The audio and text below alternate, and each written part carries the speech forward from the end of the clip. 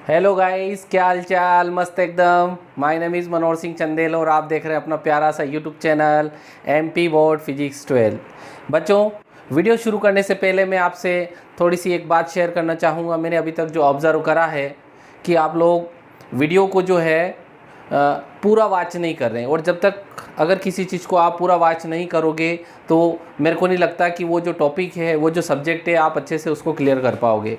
तो मेरी आपसे यही रिक्वेस्ट है कि आज जो हम टॉपिक शुरू करने वाले हैं कैपेसिटर वाला, बहुत ही इम्पोर्टेंट टॉपिक है, यूज़र लाइफ से कनेक्टेड है। तो आप जो है उसको पूरा वॉच करें वीडियो को, और वीडियो वॉच करने के बाद जो है आपको फीलिंग आएगी एक अलग सी कि वास्तव में जो है वीडियो देख के अपने को आनंद आ गया आज। ओके, तो शुरू करते हैं आज का video lecture. My name is Manohar Singh Chandel और आप देखना अपना प्यारा सा YouTube channel MP board physics 12। Okay, शुरू करें। आज का जो टॉपिक है हमारा वो है कैपेसिटर। क्या है गाइस? कैपेसिटर। नाम बड़ा अजीब सा लग रहा है आपको, कैपेसिटर। और आपने रजिस्टर के बारे में सुना है? नहीं सुना? सुना होगा। रजिस्टर आपने देखा होगा, झिकझक झिकझक ऐसा चलता है, ऐसा है, ऐसे चला। देखा आपने कभी? देखा आपने? आर से शो करते थे उसको, 9th क्लास से पढ़ते आ रहे, देखा ही होगा। अगर आपने 9th क्लास पढ़ी है तो ऑब्वियसली पढ़ी होगी, तभी तो 12th में आए। तो जो कैपेसिटर होता है, वो कैपेसिटर जो है उसी से जुड़ी हुई एक प्रकार की टर्म है। जिस तरह से हमने रजिस्टर को पढ़ा था, रजिस्टर का फार्मूला पढ़ा था, R = V/I। सिमिलरली अब हमको कैपेसिटर के बारे में पढ़ना है। ओके, नाम से ही आपको कुछ लग रहा होगा। और थोड़ी फीलिंग ला दूँ, आपने अपने घर के अंदर देखा होगा फ़ैन को चलते हुए, कूलर को चलते हुए, कुछ देखा उसमें, ऑब्ज़र्व करा आपने, करामात करी होगी आपने उसमें कुछ न कुछ। एक पेंसिल शेप में आपको जो है स्पेरिकल जो है आपको एक वाइट कलर का एक छोटा सा डिब्बी जैसा आपको दिखा होगा। नहीं देखा तो देखना उसको, फैन के अंदर अटैच रहता है साइड में। तो वो जो चीज़ क्या है, वो यही डिवाइस है। It means capacitor is a device. अब ये डिवाइस क्या कर रही है वहाँ, क्या ज़रूरत है इसकी वहाँ? तो बच्चों, आपने देखा होगा कि हमारे घर के जो इंस्ट्रूमेंट होते हैं वो स्टार्ट होने के लिए उनको एक्स्ट्रा करंट की रिक्वायरमेंट होती है। Extra current why? आपने देखा होगा कि अगर हम किसी भी चीज़ को स्लाइड करते हैं तो जब रेस्ट में है तो उसको मोशन में लाने के लिए हमको बहुत ज़्यादा एनर्जी की ज़रूरत होती है, एक्स्ट्रा वर्क की ज़रूरत होती है। लेकिन जब वो मोशन में आ जाता है धीमे धीमे चल देता है। तो यहाँ पे जो हमारे घर के जो इंस्ट्रूमेंट है, चाहे वो फ़ैन हो, हमारा जो है कूलर हो, और भी इलेक्ट्रॉनिक डिवाइस हो, तो वो जो डिवाइस इनिशियली स्टार्ट होने के लिए उनको हाई करंट का रिक्वायरमेंट होता है।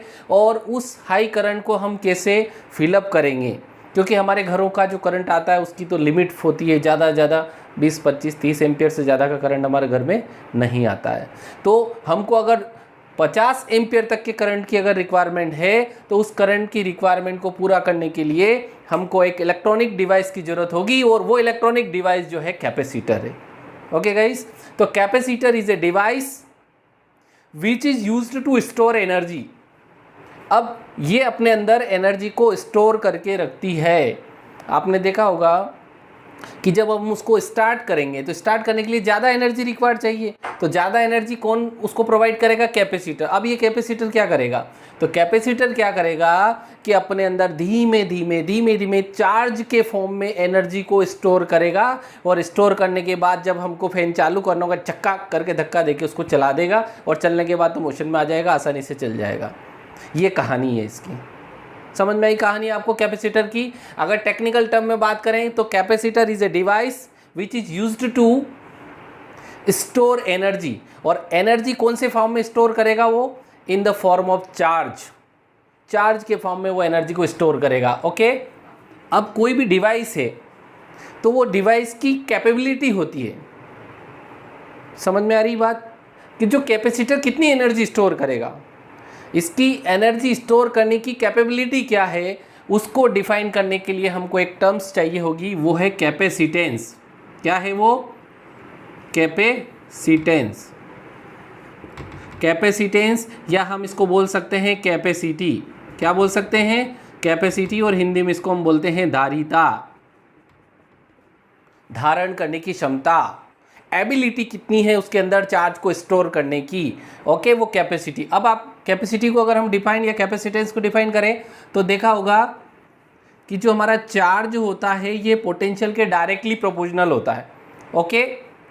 अगर हम किसी कंडक्टर को जितना ज़्यादा चार्ज देंगे उतना ज़्यादा उसका पोटेंशियल होगा। देखो ज़रा फीलिंग लाते हैं, ये चार्ज एक स्फेरिकल शेप में जो है कंडक्टर पड़ा है, इसके ऊपर ऐसा चार्ज आराम से बैठा है।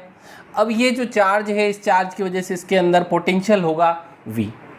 अब आप देखिए कि जितना ज़्यादा चार्ज हम इसको प्रोवाइड करेंगे उतना ज़्यादा इसके ऊपर पोटेंशियल आएगा। क्लियर है? तो इस रिलेशन को अगर हम सोल्व आउट करें तो जो चार्ज है प्रोपोर्शनल का साइन हटाने पर एक कांस्टेंट क्वांटिटी आएगी। वो जो कांस्टेंट क्वांटिटी है गाइस और कुछ नहीं है, वही हमारा कैपेसिटेंस है, वही कैपेसिटी है, और उसको हम C से इंडिकेट करते हैं। जिस तरह से रजिस्टर को R से इंडिकेट करते हैं उसी तरह से कैपेसिटर को C से इंडिकेट करते हैं। मैग्नेटिज्म में एक टर्म और आगे आएगी जिसको हम इंडक्टर बोलते हैं, वो भी एनर्जी को स्टोर करने वाली डिवाइस है, तो वहाँ पे हम उसकी बात करेंगे। यहाँ पे हम बात करें कैपेसिटर की, तो कैपेसिटर की जो कैपेसिटी होती है वो C = Q/V होती है, ओके। अब इसकी जो यूनिट है वो यूनिट अगर आप यहाँ से निकालोगे तो ये हो जाएगी coulomb divided by volt, coulomb volt, या इस कूलाम वोल्ट को ही हम बोलते हैं फेराड। क्या बोलते हैं? फेराड। अब थोड़ा सा यहाँ पे प्रैक्टिकली क्वेश्चन भी बनता है, उस क्वेश्चन को राइज करने से पहले फिर से रिपीट करूँ।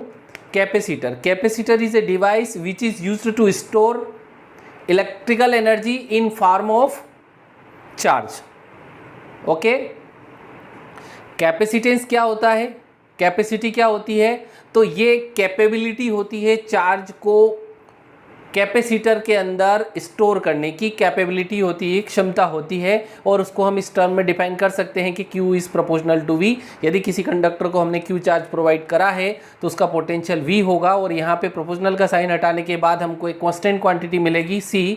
उस कांस्टेंट क्वांटिटी को ही हम यहाँ पर कैपेसिटी बोलते हैं, और वही हमारा कैपेसिटेंस होता है, और इसकी SI यूनिट फेराड होगी। फेराड इसकी फेमस यूनिट है, और इसको फेराड का मतलब होता है कूलाम पर वोल्ट, ओके। अब ये जो कैपेसिटी है C, इसकी थोड़ी सी और फीलिंग देखो आप यहाँ पे, कि हमने तो बोला कि जो कैपेसिटर होता है वो चार्ज को स्टोर करके रखता है, तो वहाँ पे पोटेंशियल की कहाँ ज़रूरत आ गई, ये V कहाँ से इंक्लूड हो गया। तो थोड़ा सा V के बारे में अपन यहाँ पे देखेंगे। ये जो डायग्राम हमने बनाया था कि इसको हमने Q चार्ज दिया था, इसका पोटेंशियल V है। अब सपोज़ हमारे पास एक DQ चार्ज है, हम उसको यहाँ से उठा के चकाक करके यहाँ डालना चाह रहे हैं, तो क्या पॉसिबिलिटी बनेगी ज़रा देखो आप। हमने फर्स्ट चैप्टर में पढ़ा था कि जो सिमिलर चार्ज होता है वो एक दूसरे को रिपल्ड करते हैं, और जो अपोजिट चार्ज होता है वो अट्रैक्ट होते हैं। अब यहाँ पे DQ पॉजिटिव नेचर का चार्ज है, पॉजिटिव नेचर का चार्ज पहले से यहाँ पड़ा हुआ है। हम चाह रहे कि DQ चार्ज इसके अंदर आ जाए, और ऐसे चार्ज डाल के हम उसकी कैपेसिटी को बढ़ा दें, ओके।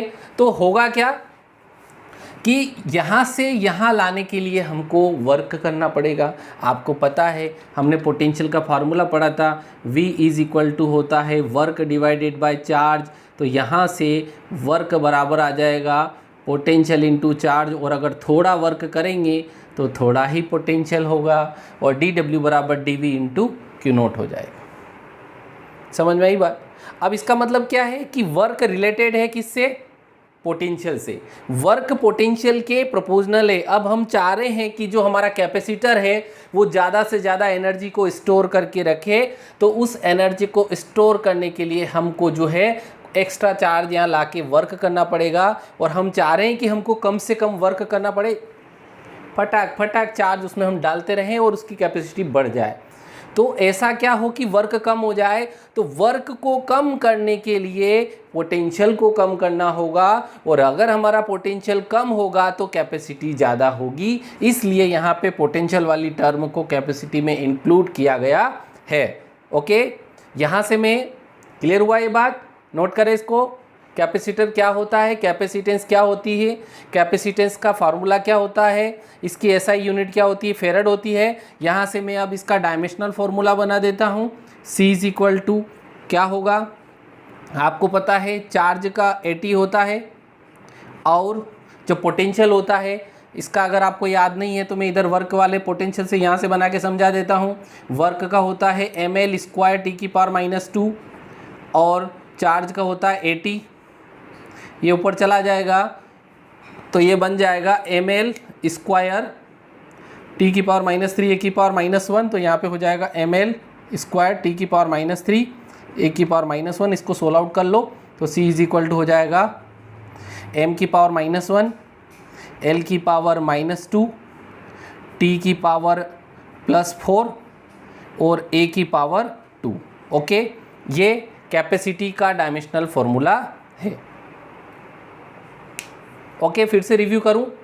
आज के जो लेक्चर में हमने बात करी कैपेसिटर क्या होता है, उसकी हमने फील करी कि वास्तव में कैपेसिटर क्या होता है, कैपेसिटेंस क्या होता है या कैपेसिटी क्या होती है, उसका फॉर्मूला क्या होता है, कैपेसिटर कितने टाइप का होता है, स्पेरिकल होता है, पैरेलल प्लेट कैपेसिटर होता है, सिलिंड्रिकल प्लेट कैपेसिटर होता है। ओके, और इसके अलावा जो कैपेसिटी है उसकी एसआई यूनिट और डायमेंशनल फार्मूला क्या होता है। नोट करें, इसको रब कर दूं इसको। उसके बाद ओके, रब कर देता हूं।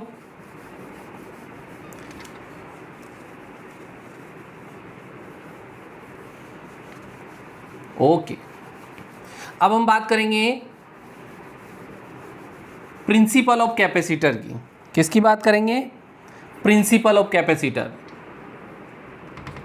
प्रिंसिपल ऑफ कैपेसिटर, अगर कोई भी डिवाइस होती है तो वो किसी न किसी प्रिंसिपल पे काम करती है, अपन जानते हैं। तो जो हमारा कैपेसिटर डिवाइस है ये भी किसी न किसी प्रिंसिपल पे काम कर रही होगी। क्या है इसका प्रिंसिपल, जरा देखिए आप। फॉर्मूला वही है हमारे पास, कैपेसिटी का formula C is equal to Q/V।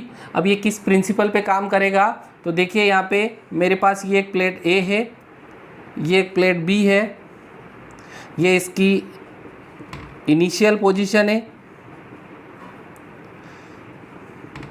कौन सी पोजीशन है, या इसको A पोजीशन बोल दो।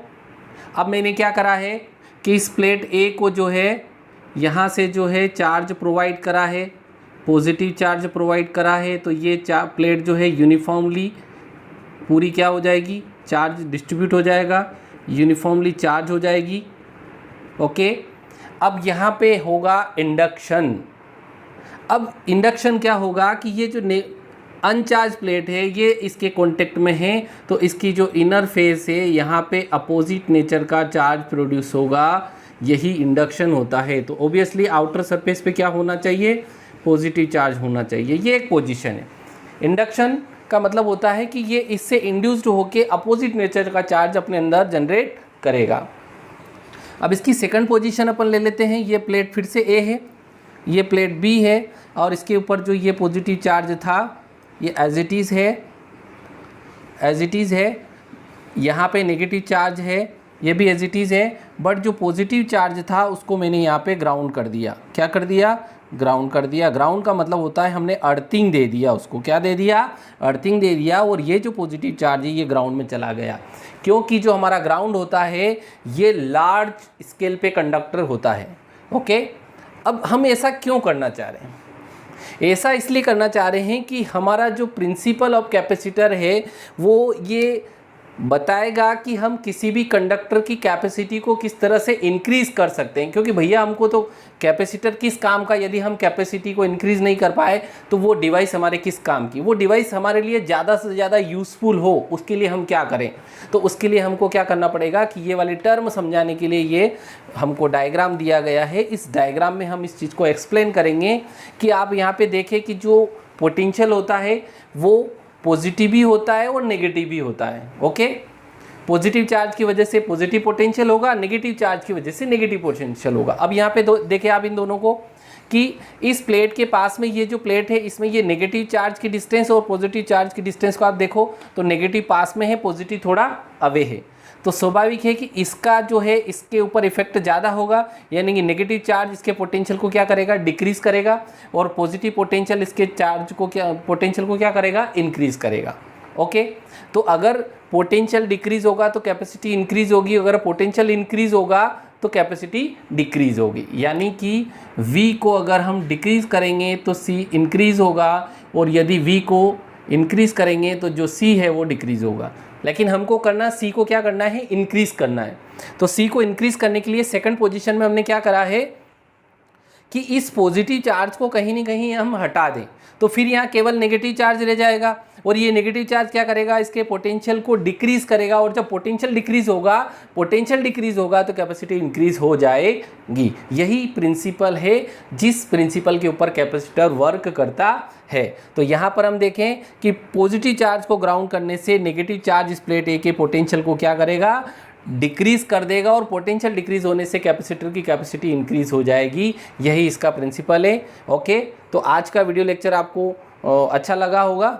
ओके, आज के लिए इतना काफ़ी है। नेक्स्ट वीडियो लेक्चर में हम बात करेंगे कि जो कैपेसिटर होता है ये पैरेलल प्लेट कैपेसिटर क्या होता है, स्फेरिकल क्या होता है, सिलिंड्रिकल क्या होता है। ओके, वीडियो को आपने पूरा देखा उसके लिए थैंक यू फॉर वॉचिंग। और हाँ, चैनल पे अगर आप पहली बार आए तो प्लीज़ इसे सब्सक्राइब करना ना भूलिए, क्योंकि आपके सब्सक्राइब पर चैनल की जो है वो लाइव जीवित है। Okay, thank you guys.